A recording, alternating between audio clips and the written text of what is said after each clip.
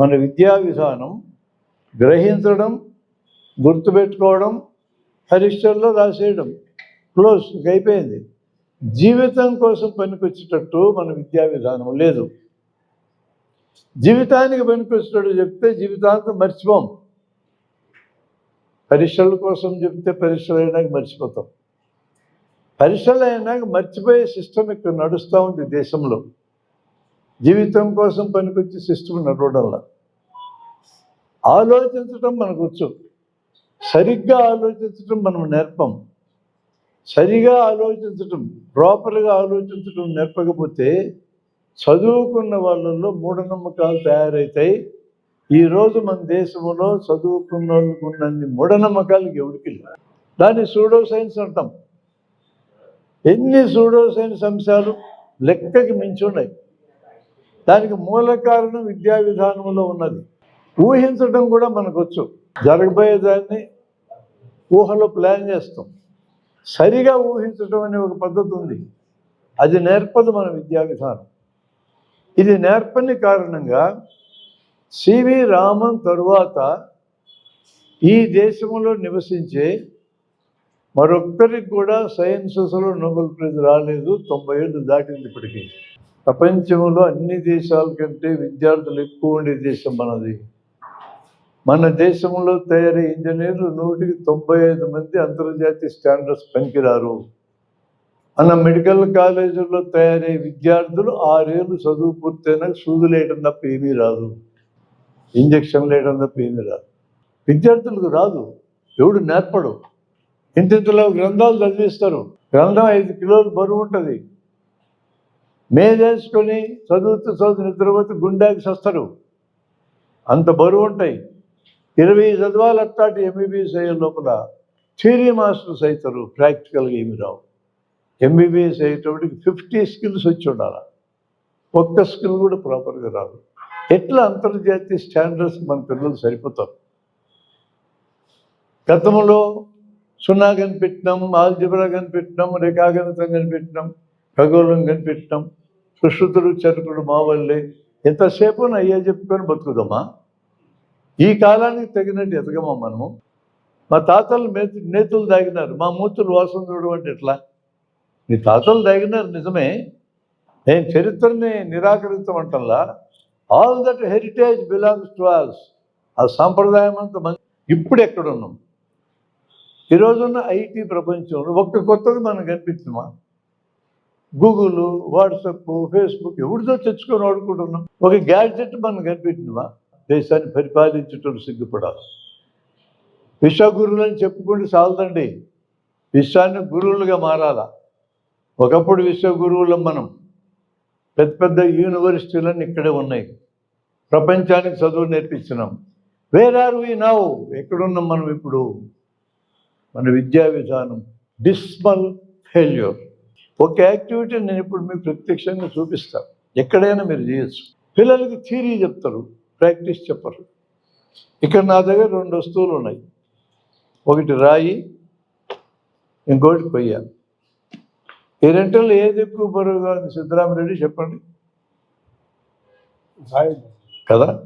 రెంటిని ఇలా తీసుకొని ఒకేసారి నేల మీదకి వదిలేస్తే ఏది ముందు నేల మీద పడుతుంది? ఇది అడుగుతాం మేము పిల్లల్ని.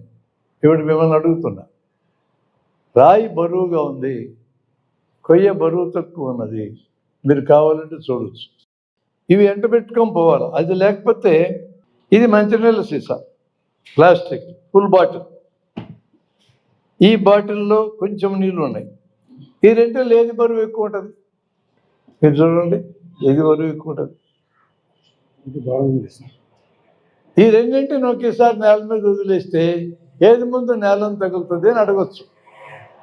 ఇవి దగ్గర లేకపోతే, ఇవైతే మేము తయారు చేసి మా కార్యకర్తలకు బ్యాగులు పెట్టుకోమంటున్నాం.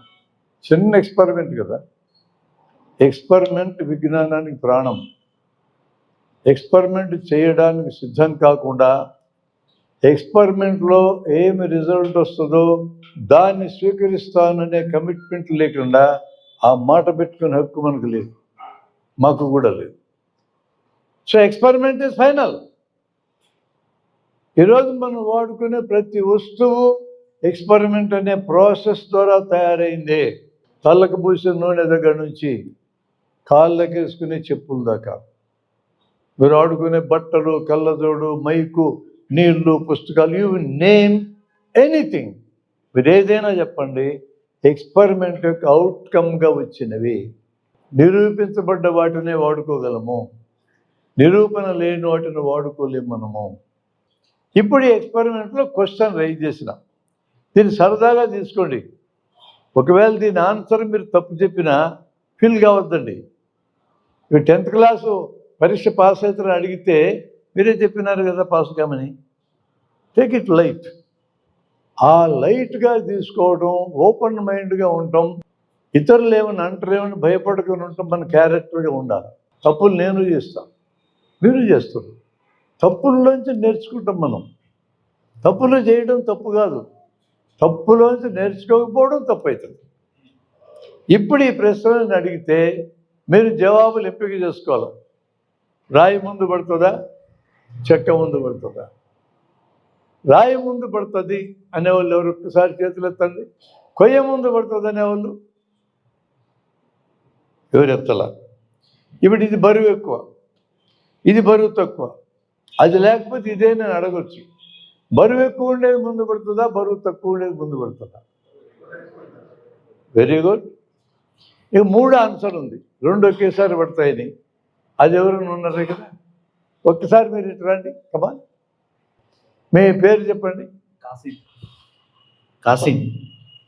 2 ఒకేసారి పడతాయని నీకు ఎలా తెలుసు అని అడుగుతా నేను. మనిషికి తెలుసుకునే మార్గాలు 3 ఉన్నాయి. ఈ ప్రపంచంలో ఏ దేశం వల్లైనా 850 కోట్ల మందికి కూడా తెలుసుకునే మార్గాలు 3. 1, ఎక్కడన్నా చదివితే తెలిసి ఉండాలా, ఎవరన్నా చెప్తే తెలిసి ఉండాలా. ఇది భాష ద్వారా 1 మెథడ్. 2వ మెథడు, నేను ఊహించిన బరువు ఎక్కువ ఉంది కాబట్టి ముందు పడుతుంది, బరువు తక్కువ కాబట్టి తర్వాత పడుతుంది అని ఊహించిన ఊహ ద్వారా కూడా తెలుస్తుంది మనకి. 3వ మెథడ్, నేను ఇట్లాంటి 2ని కింద వేసి చూసా, 2 ఒకేసారి పడ్డాయి, నేను చూసా ప్రత్యక్షంగా, నా ఇంద్రియాలతో చూసా. ఇది 3వ మెథడ్. ఈ 3 మెథడ్స్లో నీకు ఏ మెథడ్లో తెలిసింది? This question is relevant always in our lifes. ఎవరు ఏది ప్రకటించినా నీకెట్ట తెలుసు అని అడగాల. నేను దేవుణ్ణి చూసా అంటాడు ఒకడు, నీకెట్ట తెలుసు అని అడగాల. నాకు స్వర్గానికి పోతా చచ్చిపోయినాక తెలుసు అంటాడు, నీకెట్ట తెలుసు అని అడగాల. స్వర్గానికి అతను పోవడానికి నాకు అభ్యంతరం లేదు. నేను చనిపోయినాక స్వర్గం పోతానంటే మీకేం అభ్యంతరం? మిమ్మల్ని రమ్మలేదుగా. పని ఎట్ట తెలుసు నీకని అడుగుతున్నా. అంటే అతను ఏం చెప్పాలి? గ్రంథంలో చదివినా అని చెప్పాలి, లేదా నేను ఊహించినా అని చెప్పాలి, నేను పోయి వచ్చినా అని చెప్పాలా. ఇంతవరకు స్వర్గం పోయి తిరిగి వచ్చినాడు మీకు తెలుసా? ఒక్కడన్నా మీకు తెలుసా? నాకు తెలియదు. స్వర్గం పోయి తిరిగి వచ్చినాడు నాకు తెలియదు, కాబట్టి ప్రత్యక్షంగా తెలియలే. కాబట్టి ఊహిస్తున్నాడు లేదా భాష ద్వారా పుస్తకం చదివాడని అర్థం. కరెక్టేనా నేను చెప్పింది? స్వర్గం మీద నేను వ్యతిరేకిని కాదు, స్వర్గం పోతాననే వాళ్ళకు కూడా వ్యతిరేకిని కాదు. స్వర్గం పోతారని ప్రవచనకారులు స్కూల్లో మీటింగ్ పెట్టి 1000 మందికి చెప్తా ఉంటారు ఏడాది. వాళ్ళతో కూడా నాకు శత్రుత్వం లేదు. నీకు ఎలా తెలుసు అని అడుగుతున్నాను. Simple question. ఇప్పుడు పరకాల ప్రభాకర్ నేను అన్ని రాష్ట్రాలు తిరిగి ఆంధ్రప్రదేశ్లో రాత్రి 11:45 నుంచి రాత్రి 2 గంటల దాకా 3500 బూతుల్లో 17 లక్షల ఓట్లు పడ్డాయని ఎన్నికల కమిషన్ చెప్పింది మనకి. చివరి ఓటు 2 గంటలకు పడ్డదని మా ఆంధ్రప్రదేశ్ ఎన్నికల కమిషనర్ చెప్పారు. 11:45 నుంచి 2 గంటల వరకు రాత్రి ఓటింగ్ జరిగింది. 3500 బూతుల్లో 17 లక్షల ఓట్లు పడ్డాయి ఆయనే చెప్పాడు. ఇప్పుడు పరకాల ప్రభాకర్ ఏమడుగుతున్నాడంటే 11:45 నుంచి 2 గంటలంటే 135 నిమిషాలు. 135 నిమిషాల్లో యావరేజ్ ఒక బూత్కి 17 లక్షలు లెక్కేస్తే 491 అవుతుంది. 135 నిమిషాల్లో 491 ఓట్లు పడాలంటే నిమిషానికి 3 ఓట్లు పడాలా. పార్లమెంటుకి, అసెంబ్లీకి ఒకేసారి జరిగిన ఆంధ్రలో ఎన్నికలు. ఒక్క ఓటు వేయడానికి కనీసం నిమిషం పడుతుంది. నువ్వు నిమిషానికి 3 ఓట్లు ఎట్లా పడ్డాయో నాకు చెప్పమని అడుగుతున్నాడు ఆయన. నువ్వు ఎన్డీఏకి వ్యతిరేకమా అని అడగడు. నాకేం సంబంధం ఎన్డీఏతో? ఇప్పుడు వైసీపీకి వ్యతిరేకమా అనుకోమా? మేమేం కాదు, మేము ఎన్నికల కమిషన్ అడుగుతున్నాం. ఒక్క నిమిషానికి 3 ఓట్లు ఎట్లా పడ్డాయో మాకు చూపిస్తామంటున్నాం. ఇప్పుడు ఈ ప్రయోగం నేను మీతో ప్రపోజ్ చేసేది ఇప్పుడు చేసి చూపిస్తాను నేను. రెండు ఒకసారి పడతాయా, ముందు రాయి పడుతుందా, ముందు కొయ్యబడుతుందా, అట్లా నాకు చూపిస్తామని అడిగినాం మేము. ఏం చెప్పాలి ఎన్నికల కమిషను? అవును నేను చూపిస్తాను అలా అయితే ఓట్లు అన్న. అంత సింపుల్. మీ కర్ణాటకలో 2 సంవత్సరాల నుంచి ప్రజాస్వామ్యం నిలబెట్టడానికి పౌర సమాజంతో సంస్థ పనిచేస్తూ ఉంది. ఈ సంస్థ మీద ఒక డాక్యుమెంటరీ జనవరి నెలలో నేను కల్కట్టా పీపుల్స్ ఫిలిం ఫెస్టివల్ అనే ఒక యాక్టివిటీ జరుగుతూ ఉంటే 4 రోజులు నేను ఉన్నా. అక్కడ ఒక డాక్యుమెంటరీ చూపించారు మీ కర్ణాటక గురించి. ఈ మధ్యనే మా వేదిక నుంచి ఒక కార్యకర్త బెంగళూరులో కార్యక్రమం జరుగుతూ ఉంటే 2 రోజులు పోయిచ్చున్నాడు. అన్ని రాష్ట్రాల్లో కూడా పౌర సమాజం సెన్సిటైజ్ అయ్యి భారతదేశ ప్రజాస్వామ్యాన్ని కాపాడుకోవాలని ప్రయత్నం చేస్తూ ఉంది. మేము జన విజ్ఞానంకు భాగం ఉన్నాం. అన్ని సంస్థలను భాగం గమ్మంటున్నా. ప్రజాస్వామ్యాన్ని మనం కాపాడుకోలేకపోతే నేను రాజ్యాంగాన్ని ఏం కాపాడుకుంటాం? అట్లాంటి క్వశ్చన్ మనం వేయాలా. ఎవరికి వ్యతిరేకం కాదు, మేము సైన్స్కి అనుకూలం, సైంటిఫిక్గా ప్రశ్నిస్తున్నాం. అది మాకు డెమో ఇవ్వమని అడుగుతున్నాం. అన్ని చోట్ల ఇట్టడి ప్రశ్న మనం అడగగలము. గుడిలో ఉండే ధ్వజస్తంభం నుంచి కిరణాలు వస్తుంటాయి, ఈ కిరణాలు ఉన్న ప్రజల ఆరోగ్యం బాగుపడుతుందని ఒకడు అన్నాడు. మనం కాదనం, నువ్వు ప్రూవ్ చేయి అంటాం. బంగారాన్ని పాతిపెట్టి దానికి ఒక మంత్రం వేస్తే తెల్లవారికి డబల్ అయింది అంటాడు ఒకడు. మనకేంటంటే అభ్యంతరం? బంగారాన్ని పాతిపెట్టి డబల్ చేసుకున్నాం. దేశం అసలు అప్పుల్లో ఉంది. బంగారాన్ని పాతిపెట్టి డబల్ అయితే మీకు అభ్యంతరమా? అట్లాంటి ఎన్ని చెప్పాలి మనం? 100 చెప్పచ్చు, నాకు అభ్యంతరం లే. పెడతా, ఒక దండ పెడతారు, ఎవడికి 2 అవుతుంది, 2 బాధ పెడతా, ఎల్లుడికి 4 అవుతుంది, 4 8 8 16 16 32 ఒక ఏడాది బాధ పెడతా. ఇట్లా మీరు ఐసూరు పట్టదు, అంత బంగారం తయారవుతుంది. గవర్నమెంట్కి ఇద్దాంలే, అసలే పేద పలుకులు పలుకుతున్నారు వాళ్ళు, పైసలు లేవు అంటూ. అది సాధ్యమైతే మనకు అభ్యంతరం లేదు, ప్రయోగం చేయాలి.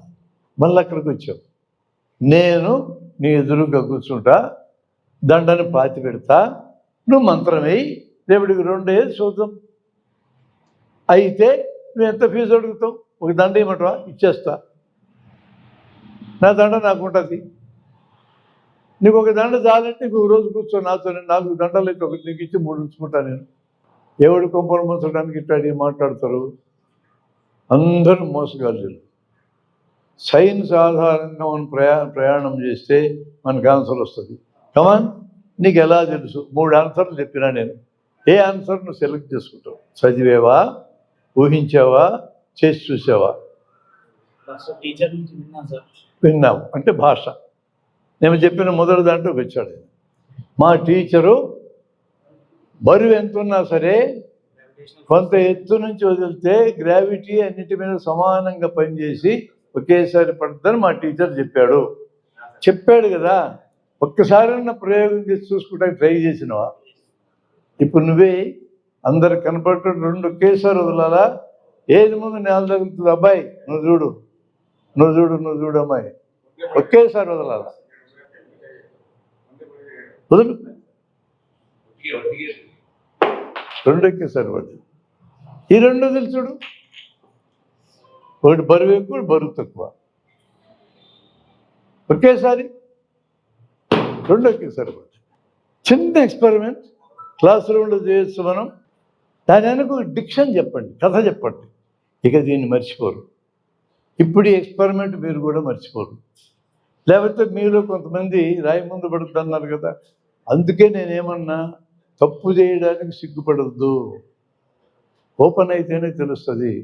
ఇక మీరు జన్మలో ఈ బతికినంతకాలం ఈ తప్పు చేయరు. పిల్లలకి అట్లా నేర్పించామనుకో పర్మనెంట్ గుర్తుంటుంది. ఈ ప్రయోగం మొట్టమొదటి భూమి మీద చేసిన తన పేరు గెలీలియో, ఇటాలియన్ శాస్త్రవేత్త. 450 ఏళ్ళ నాడు చేశాడు ఆయన. ఇటలీలో పిసా అనే నగరం ఉంటుంది. ఈ నగరంలో లీనింగ్ టవర్ ఆఫ్ పిసా అనే ఒక 10 అంతస్తుల భవనం ఉంటుంది. అది ఎందుకో వంగిపోయింది కట్టిన తర్వాత, కింద పడలే, నిలబడలే. 10 degrees అయినా అటు కూర్చుంది. దాని మీదకి ఎక్కి ఒకే సైజు షేప్ ఉన్న ఇనుప ముక్క, రాయి, కొయ్య తీసుకుని వేస్తే అన్నీ ఒకేసారి పడితే గమనించినాడు ఆయన. ఒకసారి చూడగానే ఎప్పుడు కంక్లూడ్ చేయకూడదు. That is experiment. ఎక్స్పెరిమెంట్లో తేలింది అనాలంటే ఎన్నిసార్లు చేసినా అదే రిజల్ట్ రావాలా, ఎవరు చేసినా అదే రిజల్ట్ రావాలా, ఎక్కడ చేసినా అదే రిజల్ట్ రావాలా. పిసా టవర్ మించి 5-6 సార్లు వేసాడు, అదే రిజల్ట్ వచ్చింది. ఇంకొకరిని నెక్కి ఆయన ఏమన్నాడు, అదే రిజల్ట్ వచ్చింది. ఇంకా ఊరికి వెళ్ళి వేశాడు, అదే రిజల్ట్ వచ్చింది. అంటే that is the beauty of science. ఇలా ఎవరైనా ఎక్కడైనా ఎప్పుడైనా ఒకే రిజల్ట్ వస్తూ ఉంటే ప్రయోగం ద్వారా దాన్ని సార్వత్రికము అంటారు, యూనివర్సల్ అంటారు ఇంగ్లీష్లో. సర్వ, త్రై. త్రై అంటే 3, సంస్కృత పదం అది. తెలుగులోకి కన్నడలోకి కూడా వచ్చింది అది. అన్ని దక్షిణాది భాషల్లోకి 3 ఇంగ్లీష్లోకి వెళ్ళింది. 3 అనే మాట, త్రై అనే మాట సంస్కృతంలో ఉంది. ఆ మాట వచ్చేసి తెలుగులోకి అట్లాగే. సర్వ అంటే అన్నిటికీ సంబంధించిందని, సర్వశ్రీ అంటే అందరికీ శ్రీ అని. ఆ 3 ఏంటి అంటే ఎవరైనా ఎక్కడైనా ఎప్పుడైనా అని అర్థం. అలాంటి దాన్ని సత్యమని పిలుస్తారు. పారిభాషిక పదాలు సత్యము లేదా ట్రూత్ అంటే ఎవరికైనా ఎక్కడైనా ఎప్పుడైనా ఒకే రకంగా ఉండేది. ఇప్పుడు ఇదే ఎక్స్పెరిమెంట్ మీ 2 వస్తువులు చేసింది. ఆ రోడ్డు మీదకి వెళ్ళి చేయండి, ఇదే రిజల్ట్ వస్తుంది. ఈ బాబు వేశాడు, మీరు వేయండి, ఇదే రిజల్ట్ వస్తుంది. ఆ అమ్మాయి చేయొచ్చు, ఇదే రిజల్ట్ వస్తుంది. రేపు చేయండి, ఇదే రిజల్ట్ వస్తుంది. రేపు అన్నానంటే చాలా పెద్ద మాట అది. నిన్న కూడా ఇదే రిజల్ట్ వచ్చి ఉంటుంది. నిన్న మనం చూడగలమా వెనక్కి పోయి? ఈరోజు 15వ తేదీలో ఉన్నాం మనం, అంతేనా? 14కి పోయి చూడగలమా దేన్నన్నా? చూడలేము. కానీ నిన్న కూడా ఇట్లే పడిందని నేను చెప్పగలను. రేపనేది ఇంకా మన అనుభవంలోకి వచ్చిందా? రాలే. కానీ రేపటి దాకా మనం బతుకుంటే, ఈ 2 మన దగ్గర ఉంటే రేపేసి ఇదే రిజల్ట్ వస్తుంది. ఏంది సత్యం అనే దాని యొక్క బలం అంటే కాలాన్ని బట్టి మారదు. That is the strength of truth. ఈ బలం ఒక సైన్స్ దగ్గరే ఉన్నది, ఇంకెక్కడా లేదు. విజ్ఞాన శాస్త్రం దగ్గరే ఉన్నది బలం, ఇంకెక్కడా లేదు ఇది. అందుకనే ఆ పదాన్ని మీరు పెట్టుకున్నారు, మేము పెట్టుకున్నాం. ఆ పదాన్ని పెట్టుకోవడానికి కారణం ఇది. ఎవడు చెప్పలేడు దీన్ని, మనం మాత్రమే చెప్పగలం. ఇలానే జరుగుతుంది, రేపు ఇలానే జరుగుతుందని ఈరోజు మనం డంకా బజాయించి చెప్పగలం. తిరుగులేదు ఆ వాక్యానికి. మీరు కావాలంటే చిన్న ప్రయోగం జ్యోతిష్కుడితో చేయండి, ఒక హస్త సాముద్రికుడితో చేయండి. ఏదన్నా హోటల్లో రూమ్లో ఉంటాడు, చెయ్యి హస్తంబొమ్మ రూమ్ బయట పెట్టుంటాడు, లోపల పలానా రూమ్లో హస్త సాముద్రికుడు సిద్ధాంతి చెప్తా ఉంటాడు. భూతకాలం, వర్తమాన కాలం, భవిష్యత్తు చెప్తాడు, రాసి ఉంటుంది అక్కడ. కాంగ్రెస్ పార్టీ వాళ్ళ హస్తం కాదు ఇది, హస్త సాముద్రికం వాళ్ళ హస్తం. మేము 68లో ఎక్స్పెరిమెంట్ చేశాను నేను. అప్పుడు ఆ సంవత్సరం నేను మెడికల్ కాలేజ్ కర్నూలులో చేరా. ఇప్పటిదాకా నాకు వేరే విషయాలు తెలియదు. కర్నూలు మెడికల్ కాలేజ్ జరిగిన తర్వాత స్టూడెంట్ మూవ్మెంట్లో పనిచేయడం మొదలుపెట్టా. అప్పట్లో నేను పనిచేసిన మూవ్మెంట్ పేరు ఎస్ఎఫ్ఐ. ఇట్లాంటి ఏ సమస్య ఎదురైనా పోయి ఢీకొనడమే. ఆ వయసు కూడా అట్లా ఉంటుంది కదా. జేబులో 1500 రూపాయలు స్పెషల్ మెరిట్ స్కాలర్షిప్ ఉంది. 4 ఫ్రెండ్స్ని పట్టుకొని కర్నూలు సెంటర్లో పెద్ద పార్క్ అని ఉంటుంది. పార్క్ పక్కన మీనాక్షి లాడ్జ్ అని ఉంటుంది. ఆ లాడ్జ్ దగ్గర బొమ్మ పెట్టుంటే వెళ్ళాము సిద్ధాంతి దగ్గరికి. స్వామి తమరేనా బయట అస్తంబొమ్మ పెట్టించారంటే నేనే అన్నాడు. మీరు జరిగిపోయినది, జరిగేది, జరగబోయేది చెప్తారని బయట రాసి ఉంది, కరెక్టేనా అన్నావు. కరెక్టే అన్నాడు. చేయి చూసి చెప్తారా, చేతి ముద్ర చూసి చెప్తారా అని అడిగినాం, కన్ఫర్మ్ చేసుకుంటాం. ఏమనుకుంటున్నావు నేనంటే? ఎవరెవరికి చెప్పాను అనుకుంటున్నావు? తెలియదు స్వామి అన్నాం. ముఖ్యమంత్రులకు చెప్పినా, మంత్రులకు చెప్పినా, కేంద్ర మంత్రులకు చెప్పిన సామాన్యుని కాదు నేను అన్నాడు. ఎంతగా మీరు చేయి చూసి చెప్తారా, ముద్ర చూసి చెప్తారా? మళ్ళీ అడిగాను. ముద్ర చూసి కూడా చెప్తానయా, నన్ను అనుమానిస్తారేది మీరు అన్నాడు ఆయన. వెరీ గుడ్ అనుకున్నాం. జేబులోంచి 10 కాగితాలు తీసినాం. 10 ముద్రలు ఉన్నాయి మా దగ్గర, ఇదివరకే పెట్టుకొని పోయినాం. అన్నిటికీ నెంబర్లు వేస్తున్నాం. ఏ నెంబర్ ఎవరిదో ముందే రాసుకొని ఇంకో కాగితం జేబులో పెట్టుకున్నాం. 10 ఎదురుగా పరిచి ఒక్కో చెయ్యికి ఎంత అని అడిగినాం. 10 రూపాయలు అన్నాడు. ఆ కాలంలో 10 అంటే 3 భోజనాలు, 68 అంటే 100 రూపాయలు పెట్టినాం. జేబులో 1500 ఉన్నాయిగా గవర్నమెంట్ ఇచ్చింది. 100 రూపాయలు పెట్టి ఒక్కొక్క చెయ్యి గురించి 2 ప్రశ్నలు వేస్తాం. గురుగారు కరెక్ట్గా చెప్పాలా, ఒక్క తప్పు కూడా ఉండకూడదు అని కండిషన్ పెట్టి, నువ్వు కరెక్ట్గా చెప్తే మేము కూడా అర్థ సాముద్రికను ప్రచారం చేస్తాం. ఒక్క తప్పు చెప్పినా నువ్వు ఈ దుకాణం ఎత్తి తీసుకొని పోవాలా. ఆ కండిషన్ కూడా పెట్టాం. నేను చెప్పలేకపోవడం ఏందయ్యా, లోకమంతా తిరుగుతా ఉన్నా, ఇది చెప్పలే స్వామి అన్నాం మేము.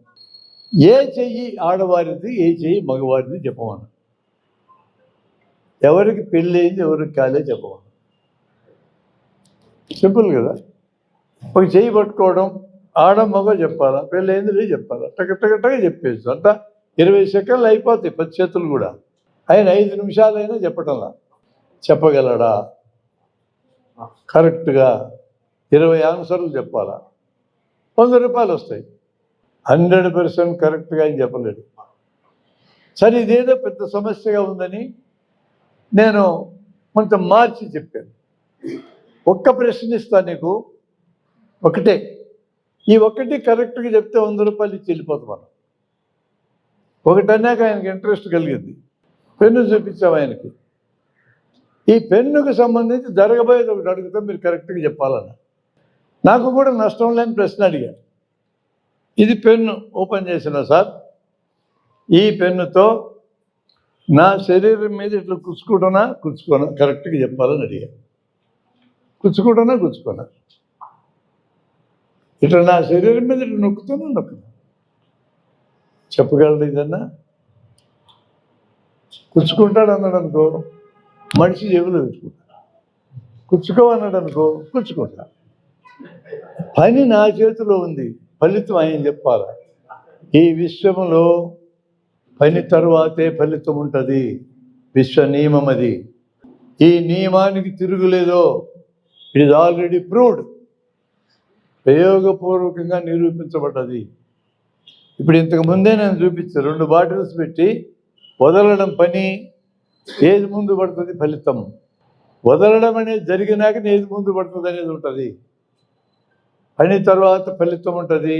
పని నా చేతిలో ఉంది, ఫలితం ఆయన చెప్పమన్నా. చెప్పలేడు ఆయన. ఇది కరెక్ట్గా చెప్తే అందిస్తా అన్న. ఆ తెలివి మాకెట్టొచ్చిందంట, మా గురువుల వల్ల వచ్చింది సార్ మాకు ఆ తెలివి. మా గురువులు గొప్పతనం అది. అట్లా ఆలోచించడం మాకు నేర్పినారు. నా హై స్కూల్లో నా హిందీ పండిట్ నేర్పించాడు.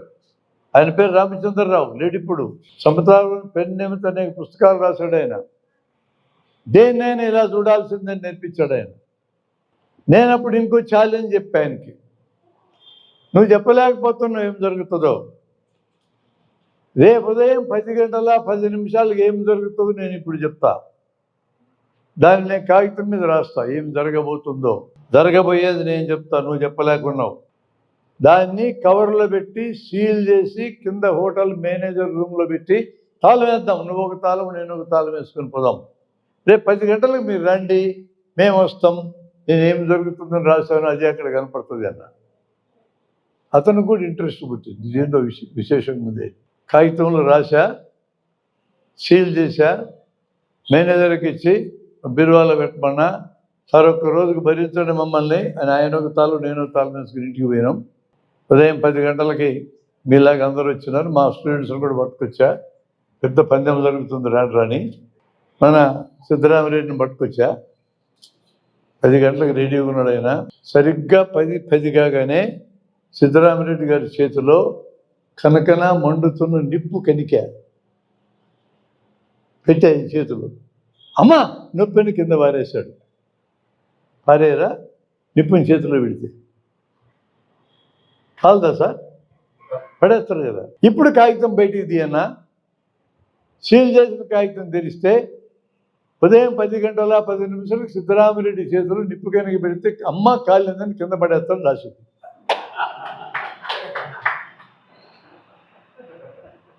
సత్యం చేతుల్లో ఉన్నవాడే భవిష్యత్తు చెప్పగలడు, ఎవడు చెప్పలేడు. ఇక జ్యోతిష్కుడు, అర్థసాముద్రికుడు ఇలాంటి వాళ్ళు ఎవడూ భవిష్యత్తు చెప్పలేడు ఎక్సెప్ట్ మనం చెప్పగలం. అది మన సమస్త బలం. What is the strength of జ్ఞాన విజ్ఞాన సమితి అంటే ఇది చెప్పాలి మీరు. జన విజ్ఞాన వేదిక, జ్ఞాన విజ్ఞాన సమితి లాంటి సైన్స్ సంస్థల బలం సత్యం తరగబోయే చెప్పగలం మనం. శ్రీహరికోటలో చంద్రయాన్ నౌకని వదిలితే ఆ నౌక ఏ టైంకి చంద్రుడి మీద ఎక్కడ దిగుతుందో ముందే లెక్కేయగలిగినారు. ఎట్లా వేయగలిగినారు? 350 సత్యాలు వాడుకున్నారు వాళ్ళు. అన్ని సత్యాలు కరెక్ట్గా అక్కడ పేర్చితే అదే జరుగుతుంది. అది లేకపోతే ఈరోజు ప్రపంచం నడవదు. కరెక్ట్గా బెహ్రెయిన్లో ఫలానా చోట బ్రిటిష్ వాళ్ళ 2 బిలియన్లు ఖరీదైన రాడార్ కేంద్రం ఉంది. సరిగ్గా అక్కడే డ్రోన్ పడేసినాడు ఇరానుడు, పేలిపోయింది. యుద్ధం మొదలైన 3వ రోజుకి. సైన్స్ వాడుకున్నాడు. తప్పుడు పనికైనా వాడుకోవచ్చు, మంచి పనికైనా వాడుకోవచ్చు. ఈరోజు జరుగుతున్న అనేక ఉపయోగకరమైనవి, అనేక నష్టం కలిగించేవి అన్నీ ప్రియంప్టెడ్, ముందే ఊహించి చేయొచ్చు. సైన్స్ చేతిలో ఉంటే చేయగలం, ఏదున్నా చేయలేదు. సైన్స్ అంటే ఏం లేదు, విజ్ఞానమే. దాన్ని వివరంగా చెప్తాం. మేము జ్యోతిషులకు ఛాలెంజ్ చేసినాం. జ్యోతిషులను కూర్చోబెట్టుకుని 2 సార్లు డిస్కస్ చేసినాం. మేము భవిష్యత్తు చెప్తామంటే మీకేం డేటా మేము ఇవ్వాలి, మీరు ఏమేం చెప్పగలరని అడిగినాం. పుట్టిన తేదీ, పుట్టిన సమయం, పుట్టిన ఊరు చెప్పాలి. మీరేం చెప్తారన్నా? ఆడో మగో చెప్తామన్నారు. పెళ్ళైందో లేదో చెప్తామన్నారు. మొదటి పెళ్ళ, రెండో పెళ్ళ కూడా చెప్తామన్నారు. పిల్లలు ఎంతమంది వాళ్ళు స్త్రీలు పురుషులా చెప్తామన్నారు. ప్రమాదాలు జరిగితే అవి చెప్తామన్నారు. కారు ఉందో లేదో, ఆస్తి ఉందో లేదో, ఇల్లు ఉందో లేదో చెప్తామన్నారు. మేము ఇంకొకటి కూడా అడిగాం. మేము ఇచ్చే డేటాలో ఉన్న వ్యక్తులు చచ్చిపోయారు బతుకున్నారు చెప్పమని అడిగాం. అది చెప్పమన్నారు. ఎందుకు చెప్పరే? మేము 19 ఇచ్చినాము లిస్టు, అందులో కొంతమంది ఆల్రెడీ చచ్చిపోయినారు. చచ్చిపోయినారు చెప్పడానికి నీకేం బాధ అన్నాం. అయితే చెప్తాములే అన్నారు. అగ్రిమెంట్ రాసుకున్నాం సార్ మేము బాండ్ పేపర్ మీద. 8 పేజీల అగ్రిమెంట్ నా దగ్గర ఉంది. ఇప్పుడు సంతకాలు పెట్టినాం మా తరఫున, మా టీం తరఫున. కరెక్ట్గా చెప్తే ఒక్కడి తప్పు లేకుండాను ఒక్కో మనిషి మీద 13 పాయింట్లు చెప్పాలా. 19 వివరాలు మేము ఇచ్చినాం. కరెక్ట్గా చెప్తే జన విజ్ఞాన వేదికను వదిలేస్తాం. మేము జ్యోతిషం కరెక్ట్ అని నీ తరఫున వచ్చి నేను ప్రచారం చేస్తానని ఛాలెంజ్ చేశాం. వాళ్ళు కరెక్ట్గా కానీ చెప్పగలిగితే 5 కోట్లు బహుమతి కూడా ఇస్తామని చెప్పినాం. మా దగ్గర ఏమి లేదు 5 కోట్లు. జేమ్స్ ర్యాండీని అమెరికా హెచ్వారి దగ్గర ఉంది 5 కోట్లు. ఏటి కోవూరు కొలంబో స్టేట్ బ్యాంకులో పెట్టున్నాడు ఒక అప్పు 1 లక్ష, అది 20 లక్షలు అయింది. జన విజ్ఞానం 5 లక్షలు విడిగా ఇస్తుందని చెప్పాం. అంటే 5,25,00,000 నీకు ఇప్పిస్తాం నువ్వు కరెక్ట్గా. ₹1 కూడా పోదు నాకని తెలుసున్నారు. ముందే నాకేటో తెలుసు అంటే నాకు సైన్స్ నా పక్కన ఉంది. విన్నారా? దీవార్ అనే సినిమాలో శశి కపూర్కి అమితాబ్ బచ్చన్కి ఒక వాదన జరుగుతుంది. నీ దగ్గర ఏముందిరా? నాకు బంగ్లా ఉంది, కారు ఉంది, ధనం ఉంది అంటాడు అమితాబ్ బచ్చన్. సైలెంట్గా శశి కపూర్ ఏమంటాడంటే నా దగ్గర అమ్మ ఉందిరా అంటాడు. నా దగ్గర సైన్స్ ఉందిరా అంటున్నా. నీ దగ్గర ఏముంటే నువ్వేం చేయగలవు? నన్ను science which is proved out right, అది నా దగ్గర ఉంది. ప్రపంచాన్ని ఎదుర్కోగలను సైన్స్తో, నేను విజ్ఞానంతో. నేను కాబట్టి అగ్రిమెంట్లో మేము సంతకం పెట్టాం. ఇది అయిన తర్వాత సంతకాలు పెట్టడానికి వాళ్ళ దగ్గరికి పంపించాం మేము పేపర్లు. ఈ లోపల వాళ్ళిద్దరు, గుంటూరులో కథను, పాలకుల్లో కథను, వాళ్ళిద్దరు మాతో పోటీకి వచ్చారు. వాళ్ళిద్దరూ హైదరాబాద్ వచ్చినప్పుడు అక్కడ ఒక అద్వైతుడిని కలిసినారు, బంగారు ఆయన పేరు. ఆయన్ని కలిసి మాకిద్దరు బకరాలు దొరికినారు, నాతో పాటు ఇంకొకడు ఉన్నాడు కదా, ఇంకో సంస్థను, బకరాలు దొరికినారు, జ్యోతిషం సైన్స్ అని మేము ప్రూవ్ చేస్తామని చెప్పినాము, అలా ప్రూవ్ చేస్తే 5 కోట్లు ఇస్తామన్నారు అని వాళ్ళు గర్వంగా చెప్పుకున్నారు ఇద్దరు. ఇంతకు ఎవరు బకరాలను అడిగినాడు, అద్వైత్ బంగారే శెట్టి, బ్రహ్మారెడ్డి, సురేంద్రబాబు అని 2 పేర్లు చెప్పారు. వాళ్ళ పోతారా మీరు, వాళ్ళతో పందెం వేసినారు, సంతకాలు పెట్టినారా మీరేమన్నా? పెట్టలేదు, ఇంకా పెట్టకాకండి, కనపడకాకండి వాళ్ళకి అని సలహా ఇచ్చాడు బంగారు. ఇప్పటికి 5 ఏళ్ళు అయింది, మేము వెతుకుతున్న వీళ్ళు దొరకటంలా. Now I challenge the whole world, ప్రపంచాన్ని ఛాలెంజ్ చేస్తున్నా, 800 కోట్ల మందులు 50 కోట్ల మందులు ఎవడైనా రండి అగ్రిమెంట్ చదివి మీరు సంతకం పెట్టి ప్రూవ్ చేయండి, మీకు చేత ఇద్దేమో. అదండి మన బలం. అంత బలవంతులం మనం ఐడియాలజికల్గా. Please remember this. సైన్స్ సంస్థ నడిపేటోళ్ళు మామూలు జన్మలు అంటే వాళ్ళు కాదు, అత్యంత బలవంతులు వీళ్ళు. ఐడియాలజికల్గా అత్యంత సౌండ్ కలిగినటువంటి వాళ్ళు మన ఎదుర్కోలేరు. 450 years క్రితం గలీలియో దాన్ని ప్రయోగం చేసి చూస్తే, ఈరోజు నేను ఇంజనీరింగ్ కాలేజీలకు వెళ్ళి మీటింగ్లు చెప్తే వాళ్ళు ఇదే ప్రశ్న అడుగుతా. సగం మంది రాయి అంటారు, ఇంకా కొంతమంది కొయ్యి అంటారు.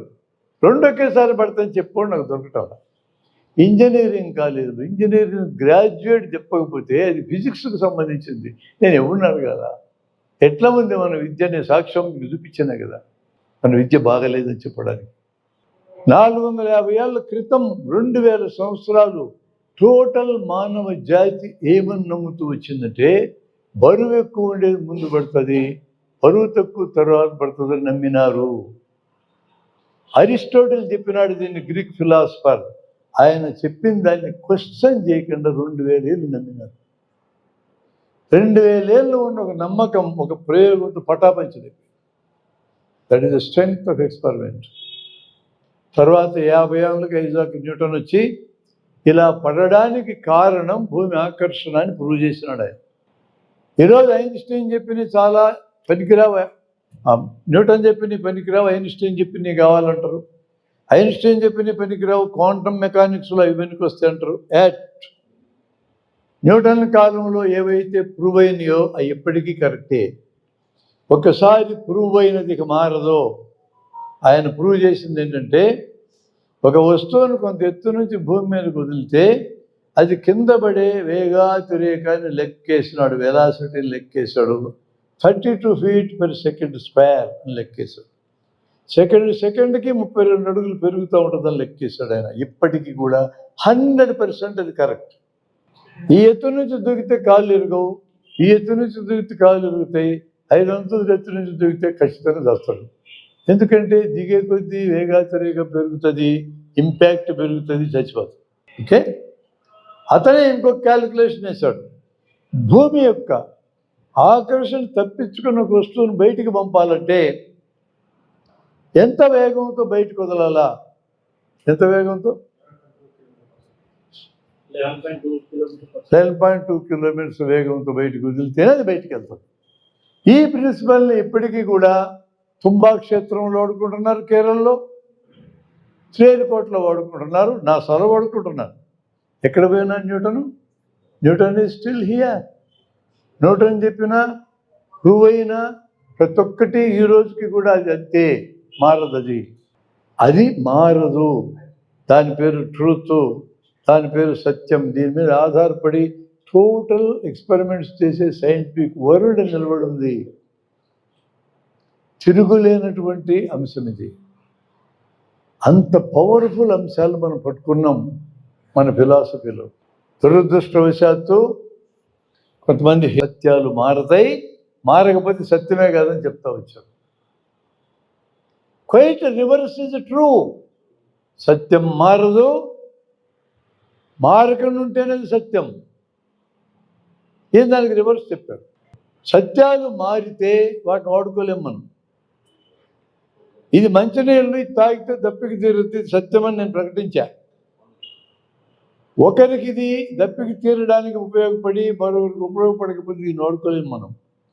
ఈ ఊళ్ళో దప్పికి తీరడానికి ఉపయోగపడి మా ఊళ్ళో ఉపయోగపడకపోతే వాడుకోలేము. ఈరోజు దప్పికి తీర్చి రేపు తీర్చలేకపోతే వాడుకోలేము. ఈ బాటిల్ 6 నెలల లోపల వాడుకొని కంపెనీ రాసింది. 6 నెలల లోపల ఎవరైనా ఎక్కడైనా ఇది వాడుకోవచ్చు.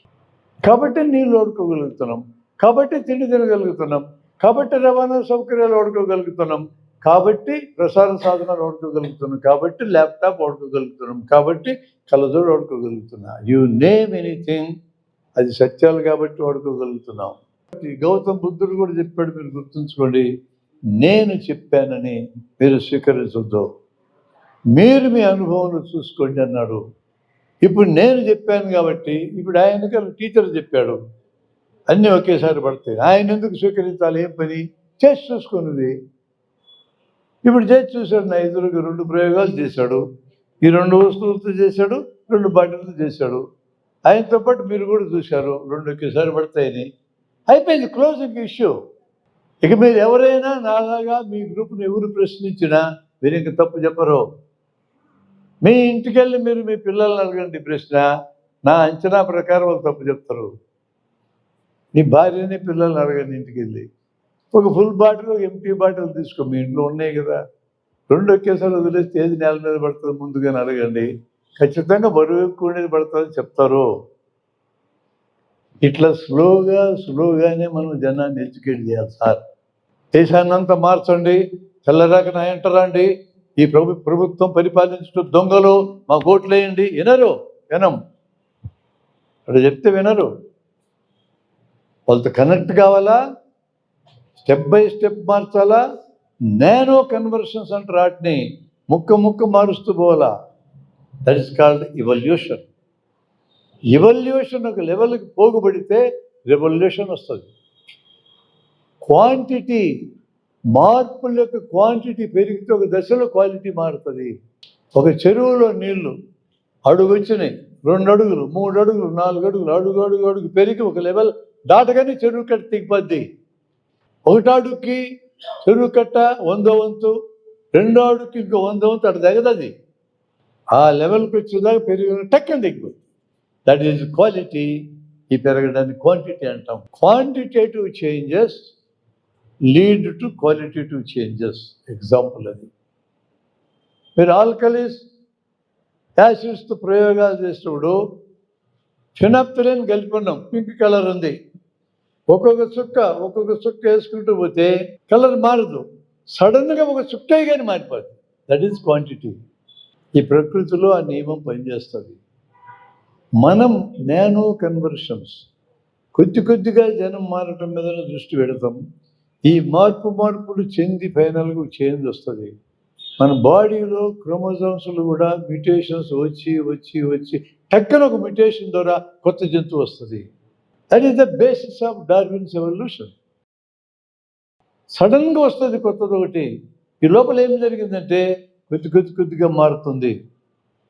21 రోజులు గుడ్డుని కోడి పొదిగితే లోపల కొంచెం మార్పు వచ్చి 21వ రోజున కోడిపిల్ల ముక్కు తిట్టి పొడిచి బయటకు వస్తుంది.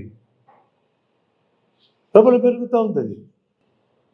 జైగోట్ ఫామ్ అయినాక 10 నెలలు కొంచెం పెరిగి 5-6 గంటల్లో కానుకున్నప్పుడు వచ్చి బిడ్డ బయటకు వస్తుంది. That is quantity to quality is a natural law. ఈ లాని ఫిలాసఫీలో మొదలు చెప్పిన ఆయన హెగెల్, దాన్ని సరైన పద్ధతులు ఎక్స్ప్లెయిన్ చేసిన ఆయన Karl Marx and Engels, Frederick Engels. నేను మీతో రాజకీయమే మాట్లాడడంలా, ఐఎమ్ స్పీకింగ్ అబౌట్ ఫిలాసఫీ. మరి వీళ్ళు ఎందుకు సత్యాలు మారుతాయి అనుకున్నారు? ఇది మనకు బాగా అర్థం కావాలా. దీనికి ఒక కారణం ఏంటంటే, ఇంతకు ముందు శతాబ్దంలో జాన్ డాల్టన్ అనే ఒక సైంటిస్టు, ఫిజిసిస్ట్ ఆయన, యాటమిక్ థియరీ అని ఒక థియరీ చెప్పాడు. పదార్థాన్ని విడదీసుకుంటూ వెళ్తే చివరికి పరమాణువు యాటమ్ దగ్గర ఆగిపోతుంది. And that is the fundamental particle. అంతకంటే చిన్న ముక్కలు చేయడం వీలు పడదు అన్నాడు ఆయన. అని ఊరుకోలే, ఇది సత్యం అన్నాడు. సత్యం అంటే అర్థమైంది మనకున్న డెఫినేషను, అది ఇంకా మారదు అని అర్థం. ఫిలాసఫీలో కానీ సైన్స్లో కానీ ట్రూత్ అనగానే ఇది ఇంకా మారదు అని అర్థం. మారదంటే పరమాణువు అంతకంటే చిన్నదిగా మారదు అన్నాం గంతే.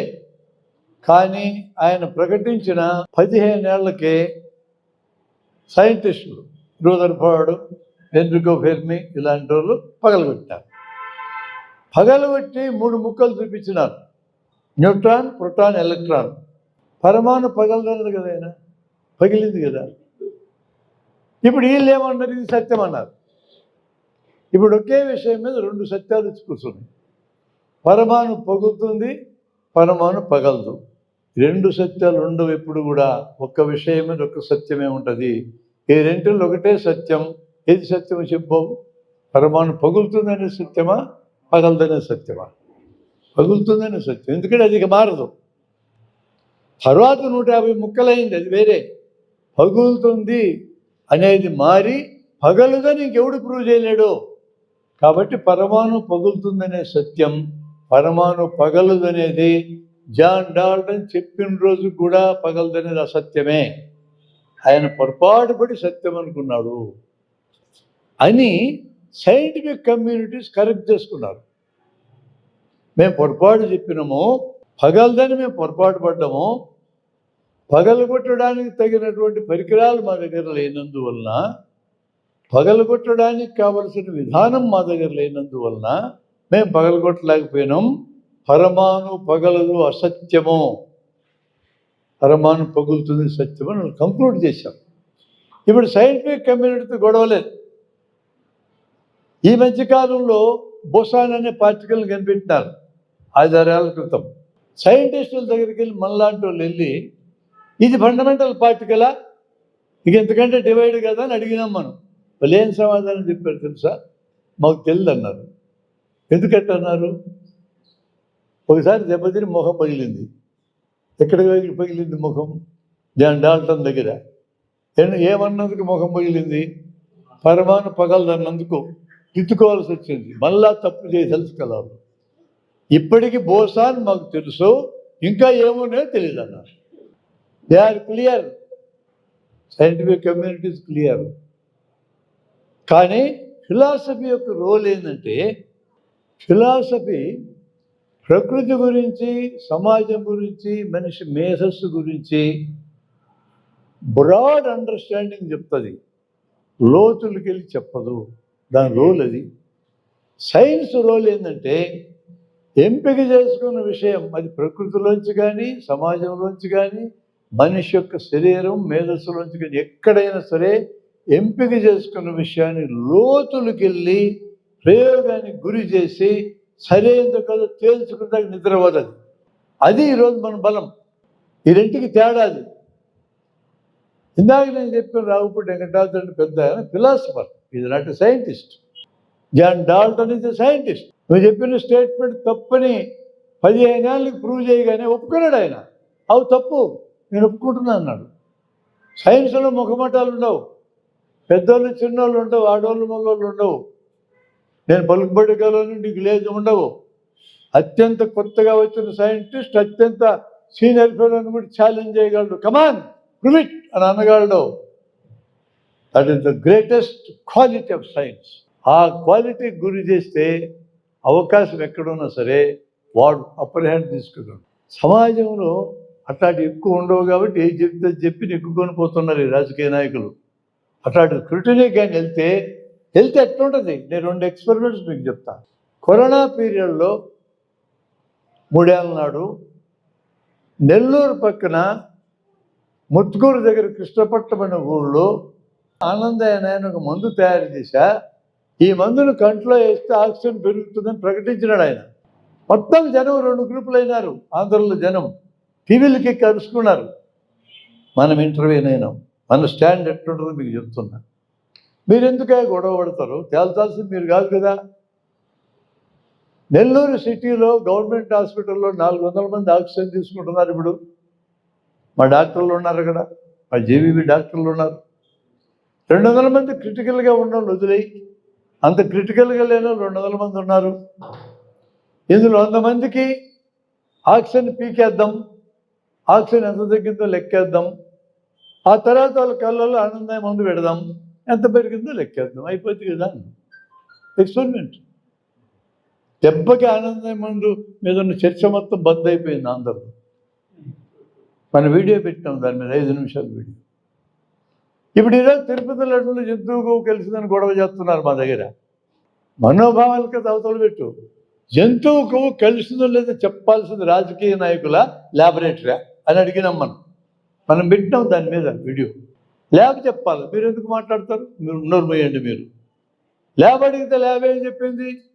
సిబిఐ ఇన్వాల్వ్ చేసిన ల్యాబులు 3 ల్యాబులకి ఇస్తే 3 ఏం చెప్పింది అంటే జంతువులకు కలవలే, కల్తీ ఉన్నదని చెప్పింది. జంతువులు కొవ్వు కలిపినారని కదా ఇప్పుడు మా చంద్రబాబు నాయుడు వైఎస్ఆర్సీపీ జగన్మోహన్ రెడ్డి ఎంటబడుతున్నాడు. జంతువుకు కలవలేదని తెలిసింది ల్యాబ్. అప్పుడేం చేయాలి రాజకీయ నాయకులు? కల్తీ ఉందన్నది. ఏం కల్తీ ఉందో మేము చెప్పిన ఇంకో వీడియోలో. 2014 చంద్రబాబు అధికారంలోకి వచ్చాడు. నేను రాజకీయాలు కూడా సైన్స్ ఎట్లా శాస్త్రిస్తూ చెప్తున్నాను. 5 ఏళ్ళు ఉన్నాడు ఆయన. 19లో జగన్మోహన్ రెడ్డి వచ్చాడు, 5 ఏళ్ళు ఉన్నాడు. ఇప్పుడు మళ్ళీ చంద్రబాబు వచ్చాడు. 14 నుంచి 26 దాకా మేము డేటా తీసినాం. టీటీడీ తిరుపతి తిరుమల దేవస్థానంలో వాళ్ళు సేకరించిన ఆవు నెయ్యి ఎంత రేటుకు సేకరిస్తున్నారో రేట్లు కలెక్ట్ చేసినాం. 250 నుంచి 413 దాకా పెరుగుతూ వచ్చింది వాళ్ళు సేకరించే రేటు. ఆయా సమయాల్లో స్వచ్ఛమైన ఆవు నెయ్యి మార్కెట్లో ఎంత ఉందో రేట్లు కలెక్ట్ చేసాం. 450 ఉంది నెయ్యి ఖరీదు. ఇప్పుడు నెయ్యి ఖరీదు 2000 ఉంది ఆంధ్రలో. కనీసం 1000-1200 ఉంది. కాబట్టి అప్పటి నుంచి ఇప్పటిదాకా టీటీడీ వాళ్ళకి కొటేషన్ ఇస్తున్న కంపెనీలు స్వచ్ఛమైన ఆవు నెయ్యి ఇవ్వడం లేదు అని కంక్లూడ్ చేసినాం మేము. ఇద్దరి ప్రభుత్వాల కాలంలో కల్తీ నెయ్యి ఇస్తున్నారు. సైన్స్ చెప్పింది. ఫార్మాలిన్ కలుపుతున్నారు, స్వచ్ఛమైన ఆవు నెయ్యి కాదు. మరి తిరుపతి లడ్డు తినేవాళ్ళందరూ ఏ నెయ్యితో తిన్నారు? అందరూ కల్తీ నెయ్యితోనే తిన్నారు. అప్పటి నుంచి ఇప్పటిదాకా కల్తీ నెయ్యితో తిన్నారు. మీ భక్తి గురించి నేను క్వశ్చన్ చేయటంలా, మీ లడ్లు తినేదాన్ని నేను క్వశ్చన్ చేయటంలా. మీ లడ్లలో స్వచ్ఛమైన ఆవు నెయ్యి లేదు అని ప్రూవ్ అయింది అని చెప్తున్నాను. That is how a science organization behaves. అది మన బలం.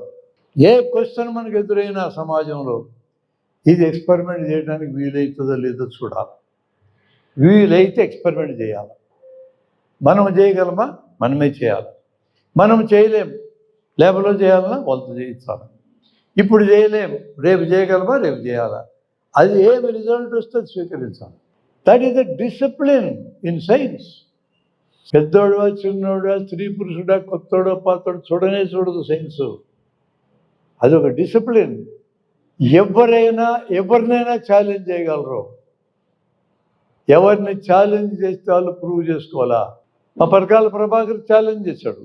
అర్ధరాత్రి 11:45 నుంచి 2 గంటల లోపల 3500 పోలింగ్ బూతుల్లో 15 లక్షల ఓట్లు పడ్డాయని మీరే ప్రకటించినారు కదా, యూ ప్రూవ్ ఇట్ అన్నాడు. అంతే. నువ్వే పార్టీకి అనుకూలం? నీకు సంబంధం లేదు. ప్రజాస్వామ్యయుతంగా ఎన్నికలు జరగాలి, స్వేచ్ఛగా జరగాలి, నిష్పక్షపాతంగా జరగాలి, అంతే నా పాయింట్ అన్నాడు. బాల్ తీసుకెళ్ళి ఎన్నికల కమిషన్ కోర్టులో బారేశాడు. వాళ్ళు చెప్పాలి జవాబు. మేము ఎందుకు చెప్తాం? మాకేం పని? అట్లా జరగడానికి వీల్లేదు అన్నది ఎన్నికల కమిషన్. నాకు అనవసరమైన డైలాగులు. నువ్వు చూపిస్తూ నాకు 135 నిమిషాల్లో ఒక్కొక్క పోలింగ్ బూతులు యావరేజ్ 490 కోట్లు ఎట్టపడ్డాయి. నువ్వు డెమో ఇవ్వు, నాకు నిరూపించవు, నేను ఒప్పుకుంటా. అజ్జయ్యకని డైలాగులు కొడుతుంది. నువ్వు ఇటు జరగడానికి వీల్లేదు, జరిగి ఉండదు, నువ్వు ఊహిస్తున్నావు, నీకు రాజకీయంగా ఏమి భవిష్యత్తు లేదు కాబట్టి ఇలాంటివి మాట్లాడుతున్నావు. ఎవడు చెప్పాడో ఇంపార్టెంట్ కాదు, ఏం చెప్పాడు important. That is important for science. చిన్నోడు చెప్పాడు, పెద్దోడు చెప్పాడు చూడదు సైన్స్. వాట్ యు అట్టర్డ్, నువ్వేం మాట్లాడినవో దాన్నే ప్రయోగానికి తీసుకుంటాం. ఇది మెథడాలజీ. మొదటి పదం పేరు వాస్తవం. ఈ యూనివర్స్ మొత్తంలో ఉండేదాని పేరు వాస్తవం. అది 2 రూపాలు ఉంటుంది, పదార్థ రూపాలు, శక్తి రూపాలు. పదార్థము శక్తి కాకుండా ఈ విశ్వంలో ఏమీ లేదు. That is what physics says. పదార్థ రూపాలు అంటే కణ, ద్రవ, వాయు, ప్లాస్మా 4 రూపాలు. శక్తి రూపాలంటే అన్ని శక్తి రూపాలే. ఆ ఫ్యాన్ తిరుగుతుంది శక్తి రూపం, లైట్ తిరుగుతుంది శక్తి రూపం, సూర్యుడి నుంచి వెలుతురు వస్తుంది, ఉష్ణం వస్తుంది శక్తి రూపాలు. చలనం శక్తి రూపం, నేను మాట్లాడుతున్న శక్తి రూపం, నేను కదులుతున్న శక్తి రూపం, నువ్వు వింటున్నావు శక్తి రూపం. ఈ రెండు తప్ప ఇంకేం లేవు. ఎంత పెద్దది యూనివర్స్ అంటే, ఇప్పటికి మనకు తెలిసిన యూనివర్స్ ఆ చివరి నుంచి ఈ చివరికి 10,000 కోట్ల కాంతి సంవత్సరాలు దీని వ్యాసం. మనం ఏది ఎదుర్కొన్నా సైంటిఫిక్గానే ఎదుర్కోవాలా. మనకు బలం అక్కడ ఉంది, అక్కడి నుంచి ఎదుర్కోవాలి. మనం ఊహల్లోంచి ఎదుర్కోకూడదు వాళ్ళని. 10,000 కోట్ల కాంతి సంవత్సరాలు ఎంత పొడుగది.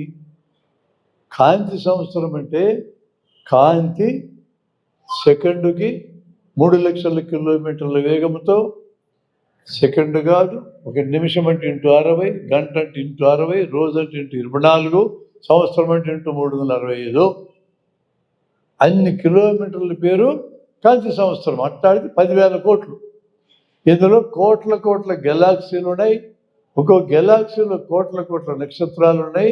అట్టాడి నక్షత్రాలు, ఒక నక్షత్రం ఈ సూర్యుడు. ఇది మిడిల్ లెవెల్ నక్షత్రం, పెద్దదిగా చిన్నది కాదు.